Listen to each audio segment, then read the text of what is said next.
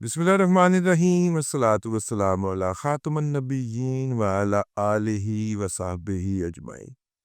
السلام علیکم ورحمۃ اللہ وبرکاتہ۔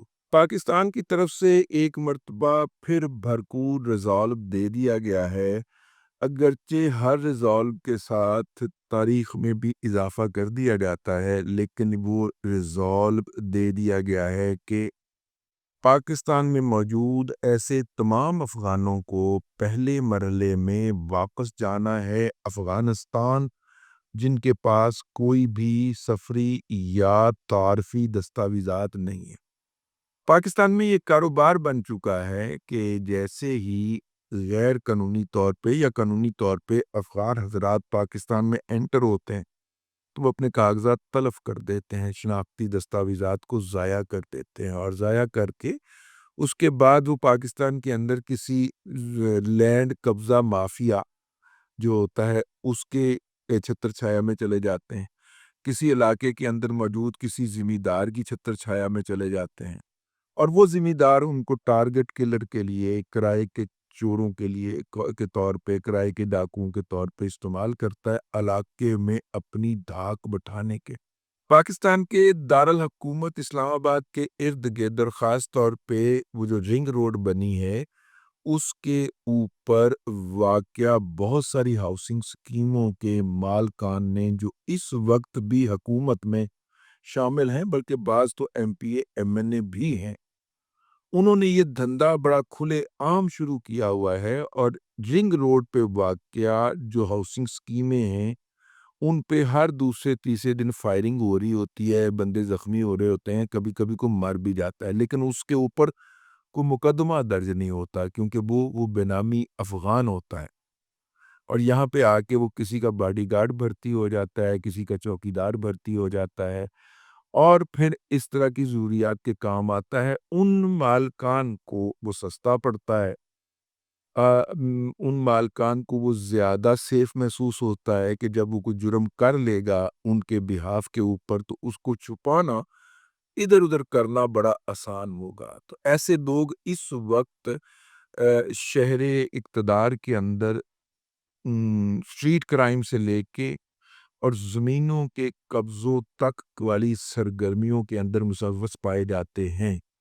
تو جب حافظ سید جنرل عاصم منیر شاہ صاحب یہ کہتے ہیں کہ ان کو افغانستان واپس بھیجا جائے، تو حافظ صاحب کے حکم کے باوجود اور ان لوگوں کے پکڑے جانے کے باوجود کچھ دیدہ اور نادیدہ قوتیں جو ہیں وہ روب عمل ہو جاتی ہیں، اور وہ قوتیں جن کی ہاؤسنگ سکیمیں بھی ہیں، اور وہ قوتیں جن کے ٹی وی چینلز بھی ہیں، وہ قوتیں پھر پولیس کو بے اثر کرتے ہوئے اپنی ان اثاثوں کو پولیس کی کسٹڈی سے رہا کروا کے لے جاتے۔ تو عرض میں یہ کر رہا تھا کہ ایسے لوگوں کے لیے پھر نوید ہو کہ حافظ صاحب نے افغانوں کی واپس جانے کی، میں جو افغانوں کہتا ہوں تو ان لوگوں کو کہتا ہوں، کیونکہ یہ کرنے ہی کرائم آئے ہوتے۔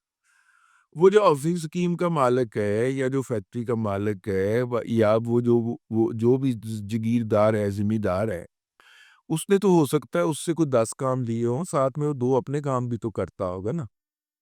وہ تو اس کو 10 ڈکیتیاں کرنے کی لسٹ دے گا نا، یا 2 قتل کرنے کی لسٹ دے گا، ساتھ میں وہ اپنا ایک بھی کر آئے گا۔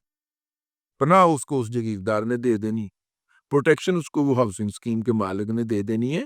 تو اصل میں جو پاکستانیوں کے دلوں کے اندر نفرت افغانیوں کے بارے میں دن بدن بڑھتی جا رہی ہے، اس کی بنیادی وجہ یہ والے افغانوں ہیں، اور نتیجہ اس کا ہر دوسرے تیسرے دن ہمیں بارڈر پہ نظر آتا ہے۔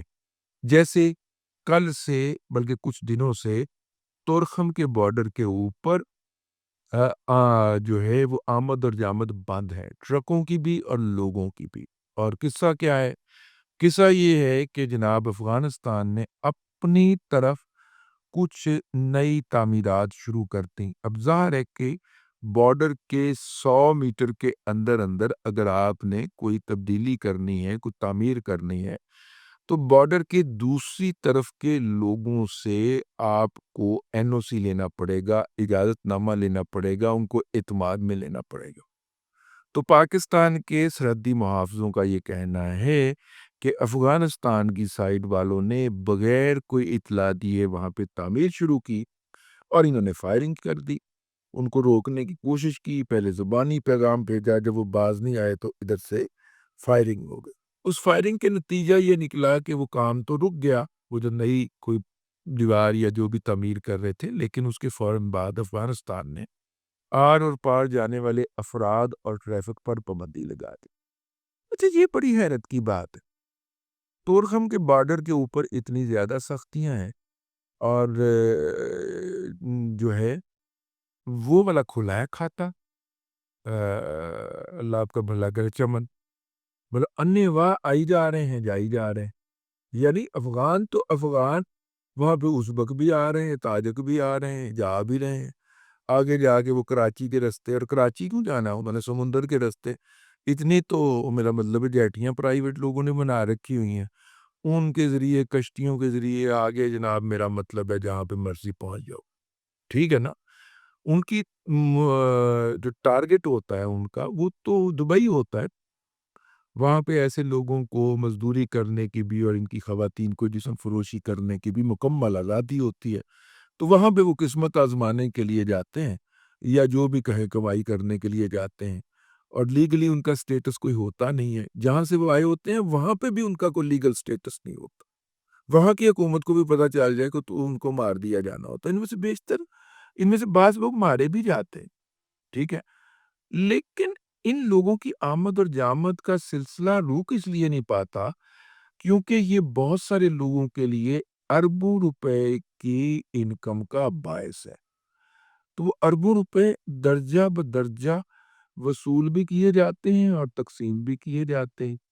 تو اس لیے یہ جو سینٹرل ایشیا کی 4 یا 5 ریاستوں کے باشندے ہیں جو افغانستان کے رستے چمن آتے ہیں، چمن سے پھر سیدھا کراچی یا کسی پرائیویٹ جیٹی کے ذریعے کشتیوں میں بیٹھ کے وہ دبئی، مسقط کی طرف پہنچتے ہیں، اور اگر وہ پہنچ پائیں تو وہ کامیاب ٹھہرتے ہیں. یہ بھی ایک وجہ ہے کہ اس بارڈر کو بھی بند ہونا چاہیے اور وہاں سے بھی افغانوں کو واپس ملک بدر ہونا چاہیے. خیر، میں بات عرض کر رہا تھا کہ وارننگ تو انہوں نے دے دیا ہے کہ جناب جا رہے ہیں اور ہر قیمت پہ جائیں گے اور ہم ان کو واپس بھیجیں گے، لیکن واپس بھیجنے کے عمل کی جو ڈیڈ لائن ہے اس میں 1 ماہ کی پھر ایکسٹینشن کر دی. ایسا چنگیاں گلا نہیں. ٹھیک ہے، ایک ڈیڈ لائن دیں اور پھر لا انفورسنگ انسٹیٹیوشن کو ان پہ چڑھا دیں. آپ افغانستان سے انلیگل افغانوں کو نکالیے، قوم ایجنسی کے اندر امن ہو جائے گا.